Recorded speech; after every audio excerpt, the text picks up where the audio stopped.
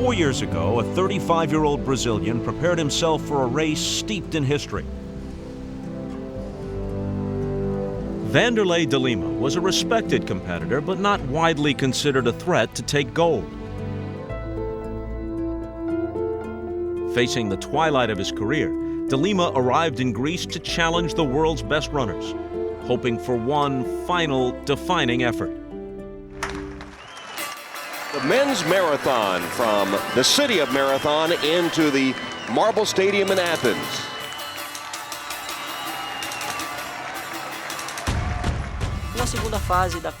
I realized that if I went to the front, the other athletes wouldn't believe it and wouldn't follow me. So I imposed a more rigorous speed. They're all trying to catch Vanderlei Lima. That's Baldini in the lead of the chase packs. I was nervous in the first part of the race because Vanderlei was leading by maybe 25 seconds. And Vanderlei Lima of Brazil, moving away from the chase pack. Olympic gold awaiting the winner. With 4 miles to go, the lead was a quarter mile. Italy's Stefano Baldini was gaining. But for de Lima, Olympic victory seemed within reach.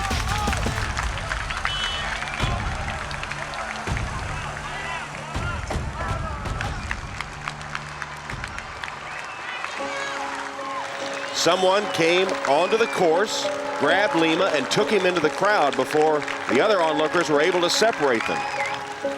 Who is that guy? My name is Cornelis Horan. My central message is, I believe a visitor from outer space will soon come to this world, and he will take complete charge of the world and reign as king from Jerusalem for 1,000 years. Cornelius Horan, a defrocked Irish priest, flew to Athens that day intent on calling attention to his deranged message. What motivated my intervention was that very belief of the arrival of the new king, and I believe it is the duty now of all people who know about that to prepare mankind as best they can. By the time de Lima got back on course, his 90-second lead had shrunk to about a minute. It's amazing he can even continue trying to gut it out, but obviously shaken and perhaps even injured. I think that the psychological shock was the greatest impact that I suffered. To be attacked like that, it was painful. I was totally defenseless and exhausted.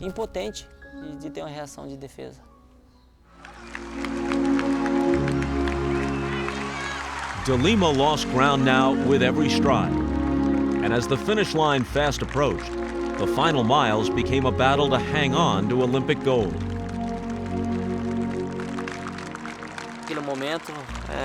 From that moment, it was a matter of overcoming the odds.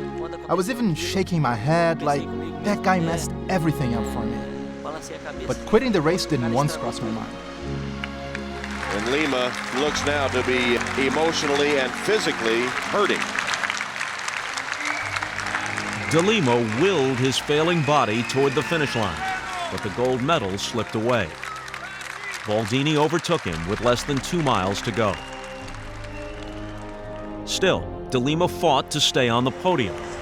He was the third man to arrive at Panathinaikos Stadium. And as Baldini crossed the line for gold, an American Meb Keflezighi took silver. De Lima's final strides became a celebration in the face of adversity. My most precious memory was the end of the race. That moment when I arrived there, opening my arms. It was a moment of overcoming obstacles and of dreams coming true. Along with his bronze, de Lima was awarded the Pierre de Coubertin Medal in recognition of great sportsmanship. It is among the Olympics' highest honors. Everyone stood up, applauding me. I'm getting goosebumps as I say this. It was a special moment. I think that he is the most famous marathon runner in Brazil because of this accident. he will be remembered for years and years and years. So it's a bad luck and a small good luck.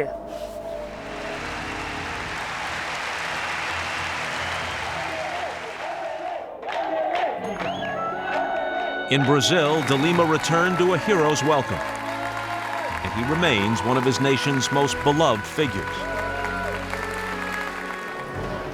The Athens Marathon was not the first time Cornelius Horan disrupted a sporting event. In 2003, he ran onto a Grand Prix racetrack, cars swerving to avoid him. For his attack on de Lima, Horan was fined but never imprisoned. Today, he lives alone in London, a street performer and zealot, preaching the same fanatical message. I still can remember the side glance he gave as I approached, the really look of fright, terror on his face. I went slightly too far, I must say, and I've apologized many times for possibly depriving him of the gold medal.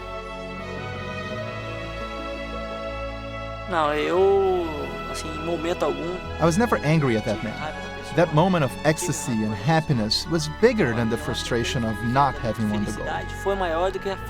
So that bronze medal, that was like gold for me.